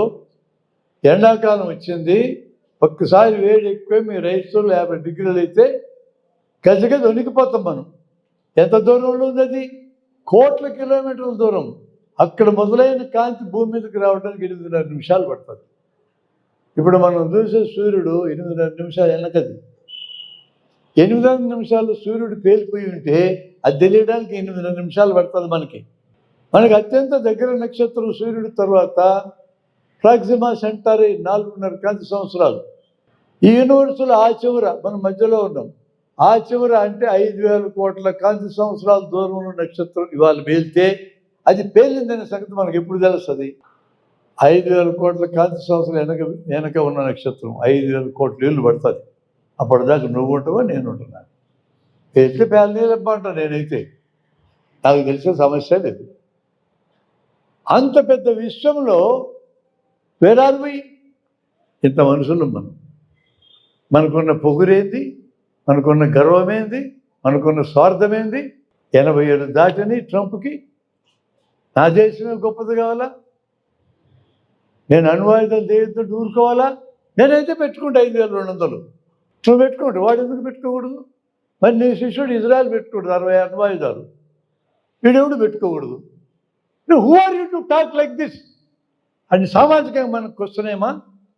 ఆ దేశం మంచిది కాదు జనం చూసుకుంటారు. నీకేం పని పోయి? నువ్వు మంచోడివా? నిన్ను కిడ్నాప్ చేసుకొని మేము ఎత్తుకెళ్తాం ఇండియాలో అంటే నువ్వు ఊరుకుంటావా? మోడీ అంటే నాకు చాలా అభ్యంతరాలు ఉండొచ్చు. మా మోడీని ట్రంప్ ఎత్తుకొని పోతున్నాడు ఊరుకుంటున్నాను నేను? మా మోడీ కథ మేము తెలుసుకుంటాం, నువ్వెవడు రావడానికి? ఇంత టోళ్ళం మనం ఈ విషయంలో. ఈ పాఠం మనం నేర్చుకోవడం వలన మనకు అపరిమితంగా తలకెక్కిన గర్వం దక్కుతుంది. చాలా చిన్నాళ్ళు మనం ప్రకృతిలో వచ్చిన కొన్ని విలయాల ముందు సున్నా. మనం ఒక భూకంపం వస్తే మొత్తం నేలలోకి వెళ్ళిపోతాం. We can't resist anything. ప్రకృతిలో వచ్చే విలయాలంతా పవర్ఫుల్. ఒక సునామీ వస్తే కొట్టుకుపోయినారు జనం దిక్కు లేకుండా. భుజలో భూకంపం వస్తే భూమిలోకి వెళ్ళిపోయినారు మనుషులు. We came as guest to this world. అతిథుల్లాగా వచ్చినాం, మర్యాదగా ఉండాలి. అన్ని జంతువులు అట్టే వచ్చినాయి, మనం అట్టే వచ్చినాం. పోతాం కొన్నాళ్ళకి. ప్రకృతిలోంచి వచ్చినాం, ప్రకృతిలో కలిసిపోతాం. తల్లి నుంచి ఒక కణం పుట్టడానికి 10 నెలల ముందు తల్లి గర్భంలో కలిసి జైగోటైనాం.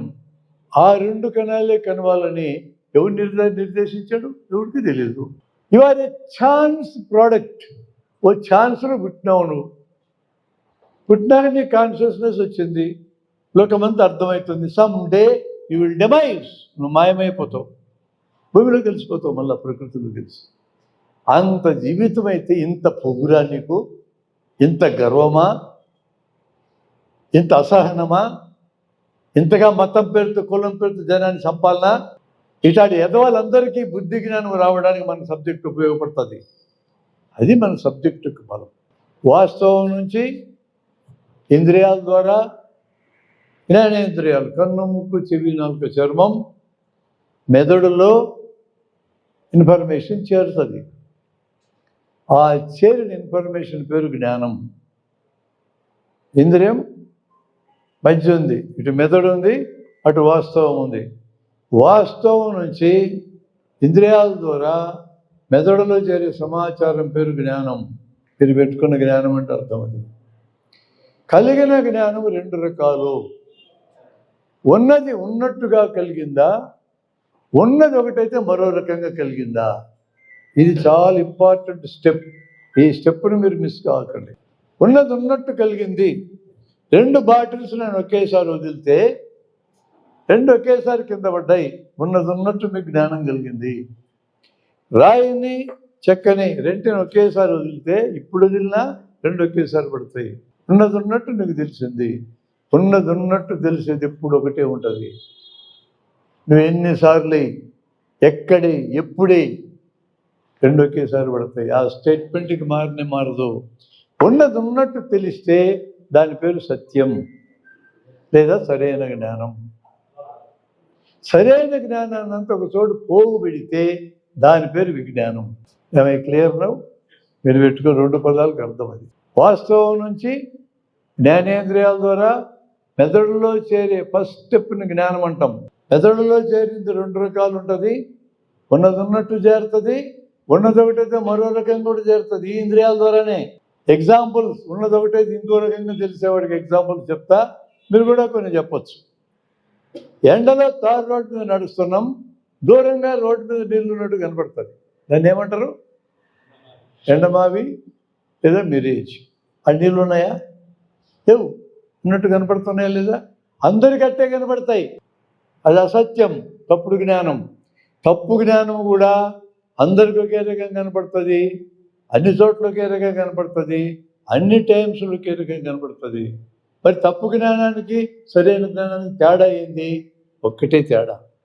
సరైన జ్ఞానం ఒక్కటే ఉంటుంది, తప్పు జ్ఞానం ఒకటి ఉండొచ్చు, అనేకం ఉండొచ్చు. అది తేడా.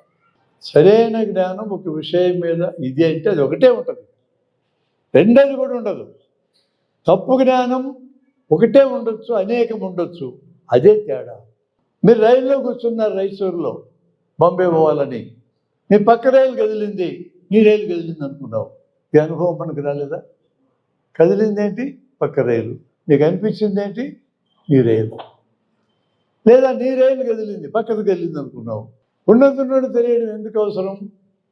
నువ్వు మంచినీళ్ళు తీసుకోవడానికి షాప్ దగ్గరికి వెళ్ళావు. ఉన్నది తెలిస్తే సకాలంలో రైలు ఎక్కగలవు. ఒకటి బదులు ఒకటి తెలిస్తే రైలు మిస్ అవుతుంది. ఎందుకు ఉన్నది తెలుసుకోవాలంటే బతకడానికి తెలుసుకోవాలి. ఇది తింటే ఆకలి తీరుద్దని ఎందుకు తెలుసుకోవాలా? ఆకలి తీర్చుకొని బతకటానికి. ఇది తాగితే చస్తారని ఎందుకు తెలుసుకోవాలా? ఉన్నట్టు తాగి సాగుకొని ఉండటానికి. ఇది తింటే మందులాగా పనిచేస్తుంది ఎందుకు తెలుసుకోవాలా? రోగం వస్తే బాగు చేసుకోవటానికి. ఈ కళ్ళజోడు 3 రీడింగ్ గ్లాస్ 3 అని ఎందుకు తెలుసుకోవాలా? 3 అయితేనే నా కళ్ళు చూడగలవు, అందుకు తెలుసుకోవాలా? చలికాలంలో ఉన్ని దుస్తులు వేసుకోవాలని ఎందుకు తెలుసుకోవాలా? చలి గట్టగట్టుకు సాగుకొని ఉండడానికి. నువ్వు ఏదైనా చెప్పు, ఈ ఆన్సర్ వస్తుంది. బతకడానికి, బాగా బతకడానికి, ఎదగడానికి, గుర్తింపు రావడానికి 4 ఆన్సర్లు వస్తాయి. యు నేమ్ ఎనీథింగ్, ఈ 4 ఏదో ఒకటి వస్తుంది. ఇప్పుడు నేను నీకు జ్ఞానం ఎందుకు చెప్తున్నా? క్వశ్చన్ వేసా. నాకు బతకడానికి అది అవసరం లేదు, బాగా బతకడానికి కూడా అవసరం లేదు, ఎదగడానికి కూడా నాకు అక్కర్లేదు. మీలో గుర్తింపు రావడానికి నేను చేస్తున్నా పని. నాకు తెలిసిన సబ్జెక్టు మీకు ఎందుకు చెప్తున్నా? మీరు దాన్ని గుర్తిస్తే నాకు వచ్చే ప్రయోజనం ఏంటి? ముందు నాకు సంతోషం కలుగుతుంది, ఐఎమ్ గెట్టింగ్ హ్యాపీనెస్. నువ్వు ఇతరులకు చెప్తే సమాజం బాగుపడుతుంది. సమాజం బాగు కావాలన్న కోరిక నాకు అంతర్లీనంగా ఉంది. నేను ఒక్కరిని విడిగా బతకడం కుదరదు ఈ భూమి మీద. నాతో పాటు జనమందరూ బాగా బతికితే నేను బతకగలను నాకు తెలుసు ముందే.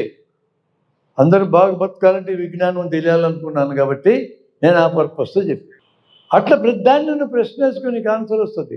ఇంకో గంట తర్వాత భోజనం చేయడానికి వెళ్తావు. ఎందుకు పోతున్నావు? తినాలా, ఆకలి తీరాలా బతకడానికి.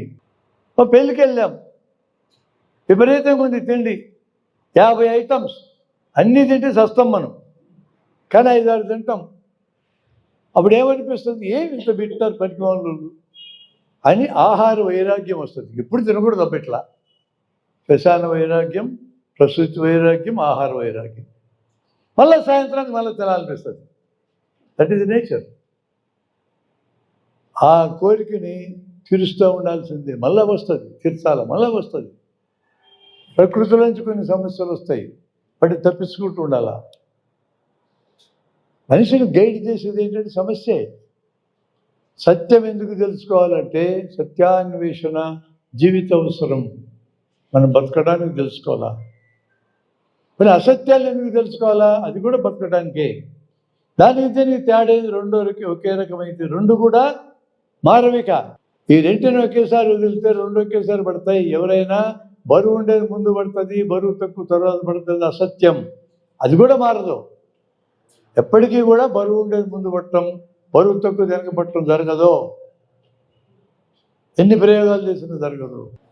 దీన్ని ఎక్కడో వాడుకుంటాం మనం ఈ విజ్ఞానాన్ని అంటే మన వ్యక్తిగత జీవితంలో వాడుకుంటాం, మన కుటుంబ జీవితంలో వాడుకుంటాం, మన సామాజిక జీవితంలో వాడుకుంటాం, మన వృత్తిలో వాడుకుంటాం, మనలాంటి వాళ్ళమైతే మన ఉద్యమాల్లో వాడుకుంటాం.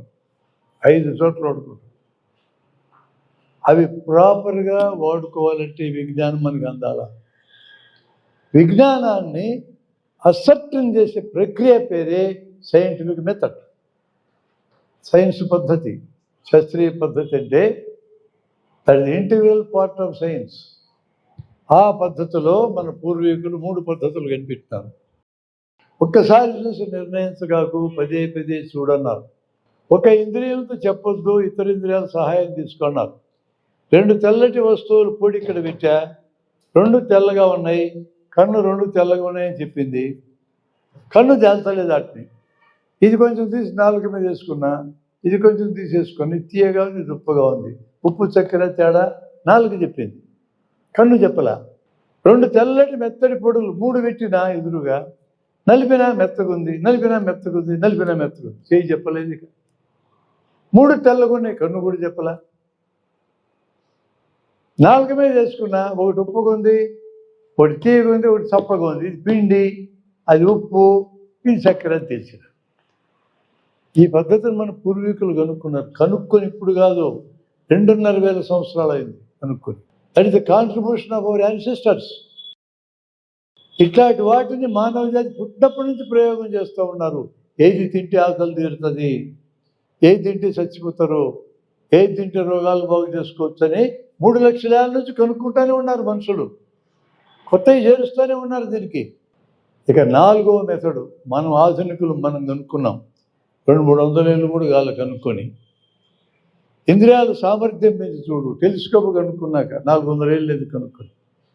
టెలిస్కోప్ కనుక్కున్నాక దూరం ఉండే దగ్గర కనపడటం మొదలెట్టినాయి. ఈ కనపడేది అక్కడ ఉండేది ఒకటే కదా, దగ్గర పోయి చూసినాం కూడా. కొండను టెలిస్కోప్ పెట్టి చూసాం, మామూలుగా చూస్తే నున్నగా ఉంది, పెడితే రాళ్ళు కనపడ్డాయి. అక్కడికి పోయి చూసాం, ఈ కనపడదానిలాగా అది ఉందని అర్థమైంది. గ్రహాలంటే అక్కడికి పోయి చూడలేవు, కొండను చూడొచ్చుగా. దాని వెనకున్న principle, telescope principle already proved. ఓ ప్రూవ్ అయిన ప్రిన్సిపల్ మీద టెలిస్కోప్ తయారైంది. అది చెప్పే సమాచారం కూడా ప్రూవ్ అయింది. మైక్రోస్కోప్ మామూలుగా చూస్తే కనపడదు. లివెన్నెక్ కనిపెట్టినాడు మైక్రోస్కోప్ని, దాన్ని. క్రిములు కనపడటం మొదలెట్టినాయి. క్రిములను తెలియని కాలంలో జబ్బుల గురించి చెప్పినంత పూర్వపక్షం అయిపోయింది. ఇంద్రియాల సామర్థ్యం పెంచడం, స్టెథోస్కోప్ సౌండ్స్ పెంచింది, స్పెక్ట్రోస్కోపు ఒక ఎలిమెంట్ని అయితే కలర్ కనపడుతుంది, పెరిస్కోపు భూమి లోపల కూర్చొని పైకి పెడితే పైనుండే కనపడతాయి. ఇవన్నీ కనిపెట్టడం ద్వారా ఇంద్రియాల సామర్థ్యం పెరిగింది. అది 4వ మెథడ్. 5వ మెథడ్, మోస్ట్ ఇంపార్టెంట్ మెథడ్, ఇంద్రియాలకు అందకుండా పదార్థాలు ఉన్నాయి, శక్తి రూపాలు కూడా ఉన్నాయి. ఎట్లా తెలిసింది మనకి? అణువులు ఉన్నాయి, మనకంటే కనపడవు. పరమాణువులు కూడా కనపడవు, అవి ఉన్నాయని ఎట్లా తెలిసింది? వాటి ఎఫెక్ట్స్ ద్వారా కనుక్కున్నాం. ఎఫెక్ట్ ఇంద్రియాలకు అందుతుంది. ఎలక్ట్రిసిటీ నేరుగా కంటికి కనపడదు, కానీ ఎలక్ట్రిసిటీ చర్మానికి తెలుస్తుంది, ఇంద్రియాలకు ఏదో ఒక దానికి తెలుస్తుంది. దాన్ని ఆ గ్రూపులో పెట్టాం. ఆల్ఫా కిరణాలు, బీటా కిరణాలు, రేడియో కిరణాలు, మైక్రోవేవ్ కిరణాలు, ఇలాంటి కిరణాలు ఏ ఇంద్రియానికి కూడా అందవు, మరి ఉన్నట్టు తెలిసిందిగా. అల్ట్రాసౌండ్ అని ఉంది, చెవుకి వినపడదు, కానీ ఉందని తెలిసింది.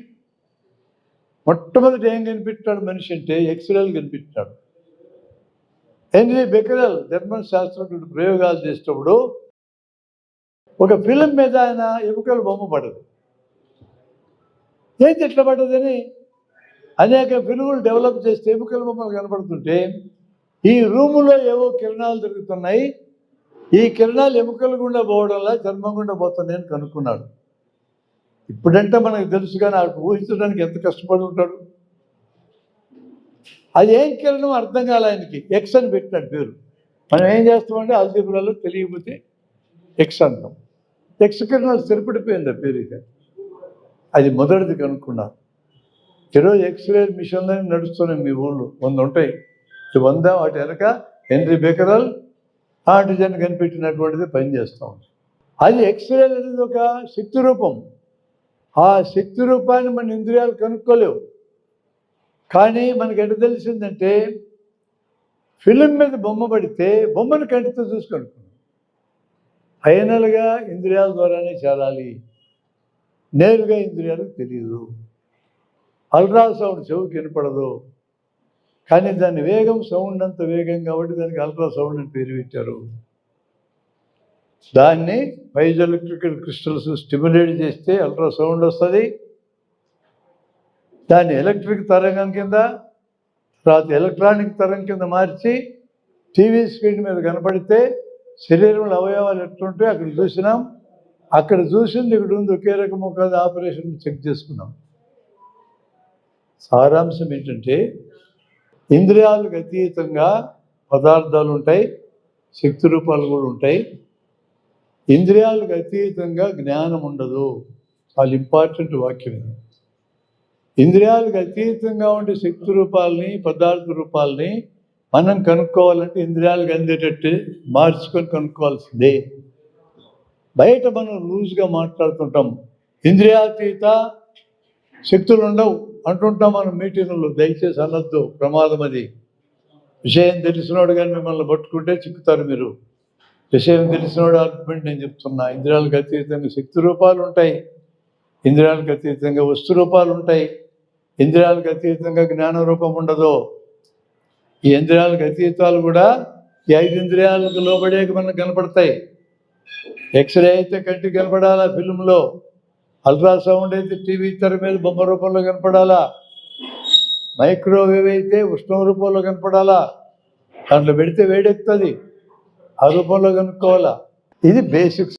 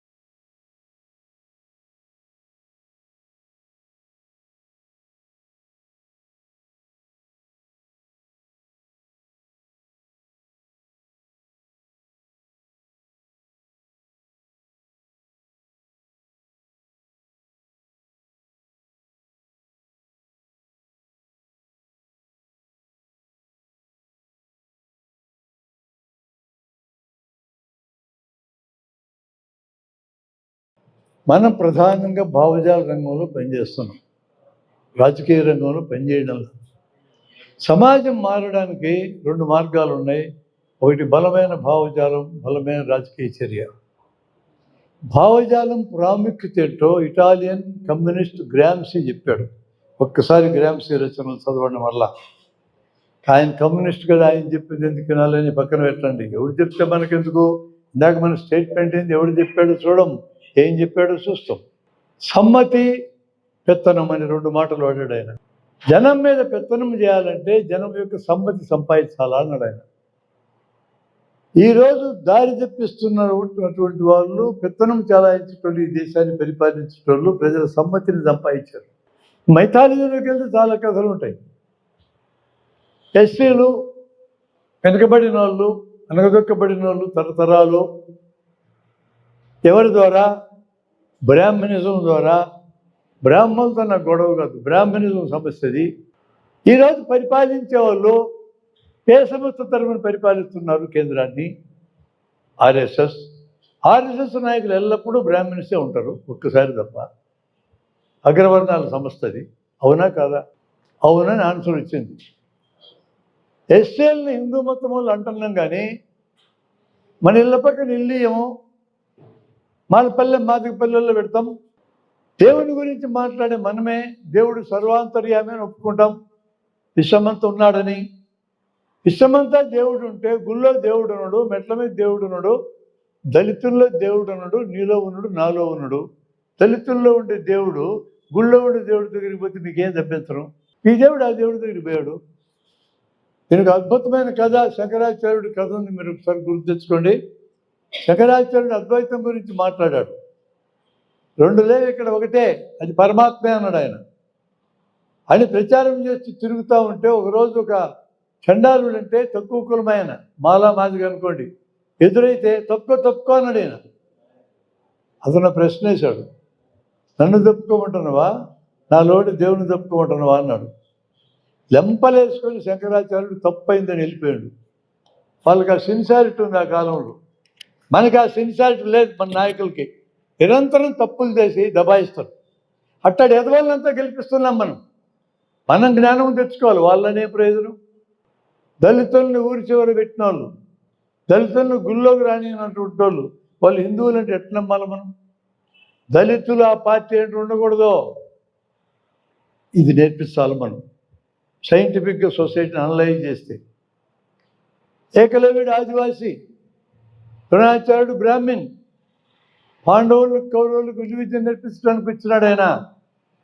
వాళ్ళందరూ బాణాలు వేస్తుంటే చూసి అవతల నుంచి ఏకలవ్యుడు చూసి గురువు దగ్గరికి వెళ్ళి నాకు కూడా నేర్పించు గురువు అన్నాడు. నువ్వేం కులం రా అన్నాడు. అప్పుడు అడిగినారులే, ఇప్పుడు అడగరంటారా మీరు? మీ కొత్తోడు పరిచయం కానీ మీరు రైసూరులో ఏ ఊరిని అడుగుతారు, నెక్స్ట్ ఏమిటోళ్ళని అడుగుతారు, చూసుకోండి కావాలంటే. నాలాంటోడికి వెనక తోక ఉంది కాబట్టి రెడ్డి అని నన్ను అడగడు, పేరు అడగగానే తోక తెలిసిపోయింది. నా పేరు మోహన్ అనండి, నా పేరు రామ్ అనండి, ఏమిటండి మీరు నెక్స్ట్ అడుగుతారు. చదువుకున్న వాళ్ళు కూడా అడుగుతారు. ద్రోణాచార్యుడు అడిగిండే వీళ్ళు అడగరంటున్నారు కదా, అందుకనే చెప్తున్నా. ఇప్పటికి పోలే ఆ బుద్ధులు మనకి. నేను ఆదివాసిని సార్, అడవులు ఉంటా అన్నాడు. నేను నేర్పను అన్నాడు. ఆవిడేం చేశాడు? ద్రోణాచార్యుడు నేర్పనంటే ఏకలవ్యుడు అడవికి పోయి ఇతగాని బొమ్మను పెట్టుకొని ప్రాక్టీస్ చేసిండు, గురువు లేకుండా బొమ్మను పెట్టుకొని. ఈ రోజుకి కూడా గురువు నేర్పించకుండా నేర్చుకోగలిగే వాళ్ళు నాకు తెలుసు. మా హాస్పిటల్లో కంపౌండర్లుగా చేరతారు, ఒక్కడికి కూడా నేను నేర్పను. వాడు ఇంటర్మీడియట్ డుమ్మగాళ్ళు, వాడు చూసి చూసి చూసి ఆపరేషన్ చేయగలుగుతున్నారు. నాకు తెలుసు నా శిష్యులు అట్టేటోళ్ళు నాకు. వాడికి చేత్తో పట్టిస్తే గొప్ప సర్జన్ అవుతాడు. మరి ₹1,00,00,000 కట్టి సీటు సంపాదించుకుని ఎదవల కంటే వాడు మేలు కదా. వివక్ష ఉంది ఇక్కడ, పేదోళ్ళ వివక్ష ఉండకూడదు సమాజంలో మనం అనుకుంటున్నాం సైన్స్ సంస్థలుగా. ఒకరోజు అడవికి పోయిండు అర్జునుడు, ఏకలవ్యుని చూశాడు. వీడికంటే బాణాలు బాగేస్తున్నాడు. వెంటనే గురువు దగ్గరికి వచ్చి, ఏమి గురువా, నువ్వు రహస్యంగా వాడికి విలువిద్య నేర్పిస్తున్నావు, ప్రపంచంలో మేటి విలుకాడు కింద నన్ను మారుస్తాను వాగ్దానం చేసి వాడికి నేర్పిస్తావు అంటాడు. నేను ఎక్కడ నేర్పినారా అంటాడు ద్రోణాచార్యుడు. చూద్దువురా. పట్టుకెళ్తే ద్రోణాచార్యుడు చూస్తే ఏకలవ్యుడు బాణాలు వేస్తున్నాడు వాడికంటే బాగా. మరి గురువు లేక నెట్టేస్తున్నాడు వీడు, వీడికి నేర్పించి కొంపలు ముంచుతాడు అనుకున్నాడు. అప్పుడు ఏకలవ్యుని ఏమడిగాడంటే, అవునా నువ్వు బాగానే ప్రాక్టీస్ చేసావు, మనసులో ఉంది వీళ్ళు వేసిపోవాలని, ఇట్టే మాట్లాడతారండి, మనల్ని కాజేయదలుచుకున్నాడు వెనక. ఇప్పటికుంది ఆ బుద్ధులు. నువ్వు ఎడమ చేతి వేస్తావు, కుడి చేతి వేస్తావా అన్నాడు. కుడి చేత్తో ప్రాక్టీస్ చేసిన గురువు ఆయనే. ఎడమ చేత్తో రాదు కదా అన్నాడు. రాదు సార్ అన్నాడు. అట్టది నేను కుడి చేతి బొట్టనలు నాకు గురుదక్షిణ అన్నాడు. ఆదివాసులు ఆ పార్టీ అంటే ఎందుకు ఉండాలి సార్? మీ ఆదివాసీ నాయకుడు బొట్టలు తగ్గొట్టాడు పక్కన మీరు ఎందుకు ఉండాలా? ఆయన పేరుతో ద్రోణాచార్య అవార్డు ఎందుకు ఉండాలి ఈ దేశంలో? దుర్మార్గమైన టీచర్ పేరుతో. ఇది కదా జనాలకు ఎక్కాలా? రామరాజ్యం రామరాజ్యం అంటారు. గాంధీ కూడా చెప్పాడు. రాముడు చేసిన పనులని నేను ఇప్పుడు చెప్పడం పెద్ద కథ అవుతుంది. పరిపాలన చేసేటప్పుడు ఒక బ్రాహ్మణుడు తన కొడుకునెత్తుకొని, చనిపోయిన కొడుకునెత్తుకొని రాముడి దగ్గరికి వస్తే చాలా మంచివాడు రాముడు, ఎవడు పిలిచినా వస్తాడు. ఏమి రాని ప్రాబ్లం అన్నాడు. నా కొడుకు చచ్చిపోయాడు అన్నాడు. నేనేం చేయమంటావు అన్నాడు. ఏమన్నా ₹1,00,000 ఇప్పించమంటావా అన్నాడు. 1,00,000 కోసం రాలేదు గురువు అన్నాడు. మరి ఎందుకు వచ్చినావు రానే? నా కొడుకు ఎందుకు చచ్చిపోయాడు నువ్వు చెప్పాలన్నాడు. నాకేడా తెలుస్తాడు నీ కొడుకు ఎక్కడ చచ్చిపోయాడు? పాంగర్షుందో తెలుగుంటుందో అన్నాడు. లే నువ్వు చెప్పాల్సిందే అన్నాడు. పెద్ద చిక్కైన ప్రశ్న తెచ్చినావు కదా, ఏదో కంపెన్సేషన్ అడిగితే ₹4 ఇద్దాం అనుకుంటే లోపల శిష్యుడు కూర్చొని మాట్లాడుకుంటా ఉంటే ఆయన దగ్గరికి వెళ్ళి ఇట్టుచ్చున్నాడు ఒకడు. వాడు కొడుకు చచ్చిపోతే భుజాన్ని వేసుకొని సాగు తెస్తున్నాడు, ఏం చేయాలి నేను అన్నాడు. అని వశిష్ఠుడు గారు చిన్న గురువులతో మంత్రాలు చేసి ఆలోచించి మేము కనుక్కున్నావు రామా అన్నాడు. ఏం కనుక్కున్నావు చెప్పు గురువు అని. పక్కన అడవిలో 10 కిలోమీటర్ల దూరంలో శంభూకుడైన శూద్రుడు తపస్సు చేస్తున్నాడు, వేదాలు చదువుతున్నాడు, వాడు చేసినందుకు ఈ కొడుకు తెచ్చాడు అన్నాడు. మరి నేనేం చేయాలి గురువు అని. నరకాలన్నాడు. మాట లేక నరకటమే. అవు నరకాలా అంతే. శూద్రులు చదువుకున్నందుకు నరకమన్న రాజ్యం రామరాజ్యం అయితే అది ఎందుకు రావాలంటున్నాను నేను. దాని ప్రతినిధులను అధికారులు ఎందుకు ఉంచాలంటున్నా. ఇప్పుడు చెప్పండి, శూద్రులు లేచిపోయినారు, ఆదివాసీలు లేచిపోయినారు, ఎస్టీలు లేచిపోయినారు. వీళ్ళందరూ కలిపితే 78% ఈ దేశంలో. ఈ 78 ఏకం చేయటం మన పని. సైన్స్ సంస్థలు పని చేయాల, ఏకం చేసి ఒక వెలువను తయారు చేయాలా. పౌర సమాజాన్ని సెన్సిటైజ్ చేసి సైన్స్ నెత్తి అయిపోదు మన పని. సమాజాన్ని బాగు చేసేదాకా మన పని ఉంటుంది. సైన్సు సమాజంలో ఎవడికి పెత్తనం ఉంటే వాడి మాట ఉంటుంది. దొంగలకు పెత్తనం ఉంది, వాళ్ళ మాట ఎందుకంటే సైన్స్ను నిర్మించిన మన సోదరులు సోదరుల యొక్క పెత్తనం ఈ భూమి మీద రావాలంటే వాళ్ళకి సైన్స్ అందేటట్టు చేయాలా, ఫలితాలు అందేటట్టు చేయాలా. కాబట్టి రాజ్యాన్ని మార్చాలి. అక్కడ రాజ్యాంగం వచ్చింది మన దగ్గరికి. రాజ్యాంగం ప్రియాంబుల్ని రక్షించుకోవాల్సిన అవసరం అందుకు వచ్చింది మనకి. మనం చేసే ప్రతి పని వెనక ఇలాంటి ఆలోచన ఉన్నది.